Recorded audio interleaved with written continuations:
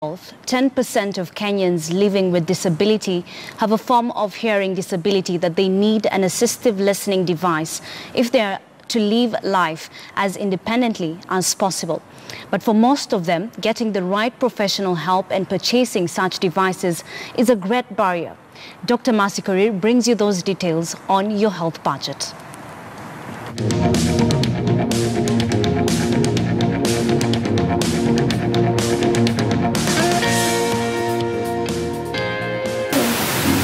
Sometimes it is puzzling that one can just lose their sense of hearing, or even how that can be determined and fixed.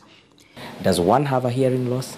And what is the quality of hearing loss, and in what frequency is that hearing loss? Careful interaction with children, especially with the parents, in this case mostly mothers, can be able to isolate a child. So a mother says, "Huyu mtoto, when something falls down, they're not responding. When I'm calling them, they are slow to respond, and their speech is delayed." 44,677 people, that is 10% of all persons living with disabilities in Kenya, have a form of hearing disability. And that would categorize somebody as either having mild, moderate, or a severe hearing loss. What is profound hearing loss is actually what is considered deafness. Now, based on the hearing loss that somebody presents with, then we can be able to administer or offer a hearing aid that will be able to amplify the sound to equalize what is normal hearing.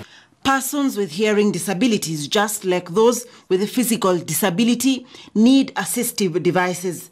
They have one of two options: hearing aids or getting a cochlear implant. If you have a damaged cochlea, then you are unable to both perceive sound and interpret sound.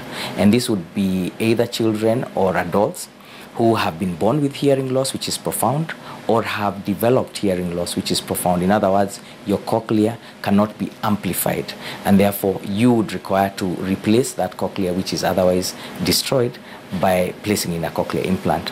The financial implications of overcoming a hearing disability can be limiting for some of the people who need these devices. Their price ranges depends on the kind of hearing loss that they are catering to. The higher or the more significant the hearing loss, the more powerful the hearing aid that you'd require, and therefore most likely the more expensive the hearing aid you require. You're talking about anywhere from about 40,000 shillings to as high as even 500,000 shillings, depending on the usefulness for that hearing aid. A severe hearing loss and requiring what is called a digital or programmable hearing aid would cost you at least, in most centers, about 50,000 shillings or so for a hearing aid. In a mild hearing loss, as little as 25,000 shillings, but for most people with mild hearing loss, we would not recommend a hearing aid. While hearing aids, excluding its parts and accessories, are zero rated, the cochlear implant is not.